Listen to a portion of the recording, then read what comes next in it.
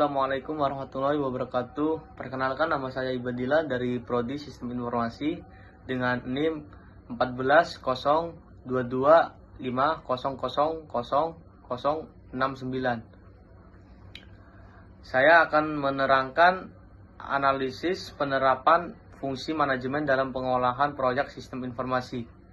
Kajian ilmiah mengenai integrasi fungsi manajemen klasik. Mengapa proyek SI sering gagal? Standish Group Case Report melaporkan persentase kegagalan proyek TI masih tinggi. Penyebab utamanya bukan teknis, melainkan lemahnya tata kelola manajemen proyek. Creep, pelebaran ruang lingkup tanpa kendali.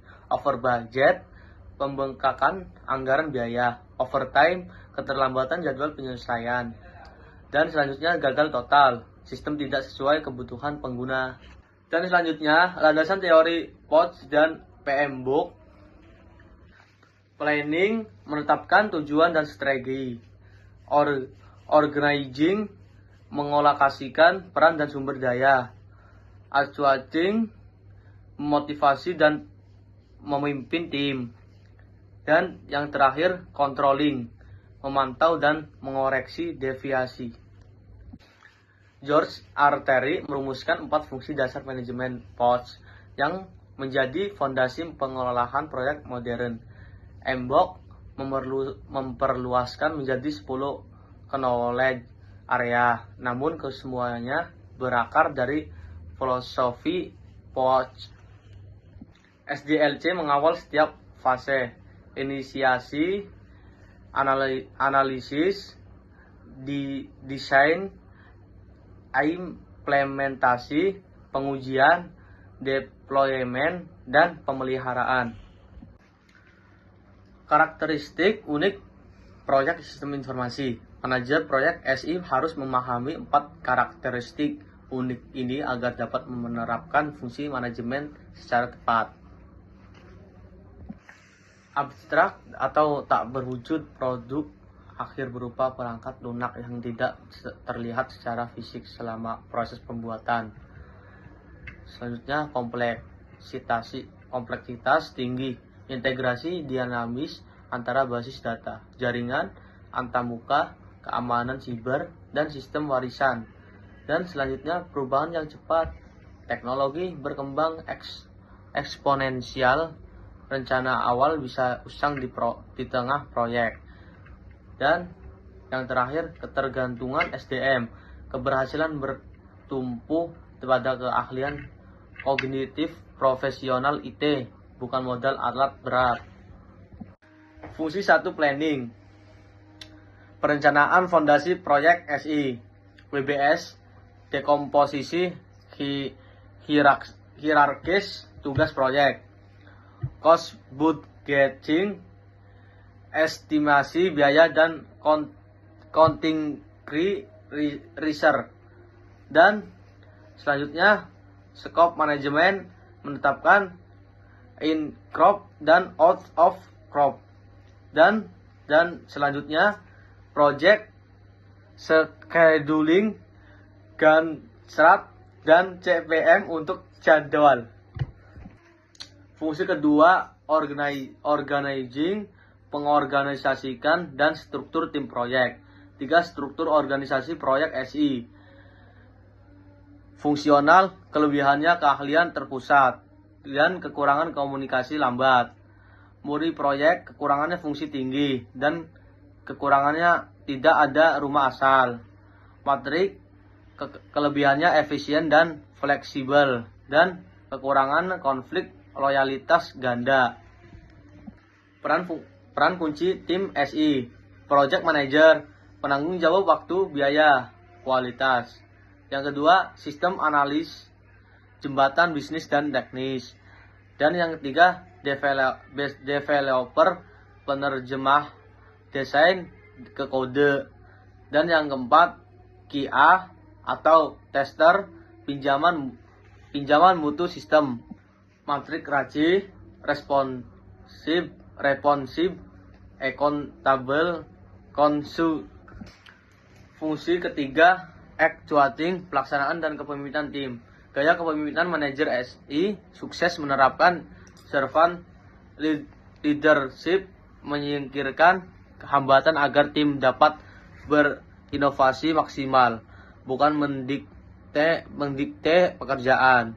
Dan selanjutnya, manajer komunikasi, daily stand up meeting 15 menit dalam skrup efektif dan untuk mengidentifikasi progres dan kendala aktual setiap hari. Dan selanjutnya, motivasi dan resolusi konflik, tekanan deadline memicu board manager harus memberikan dorongan motivasi dan bertindak sebagai media objektif. Fungsi keempat, controlling, pengawasan dan pengendalian proyek. ARNet Value Management (EFM), metode objektif yang mengintegrasikan ruang lingkup, jadwal dan biaya. 1. PF, Planet Value, anggaran terencana. Yang kedua, AC, actual cost, biaya real. Yang ketiga, AF, ARNet Value, pekerjaan terselesai. Variasi negatif, membengkakkan biaya atau keterlambatan. Terus selanjutnya, Carne Control Bar CCB, setiap usulan perubah filter wajib melalui analisis dampak sebelum baseline diperbarui secara resmi. Pengujian berlapis. Dan yang ke-1, unit testing, integrating testing.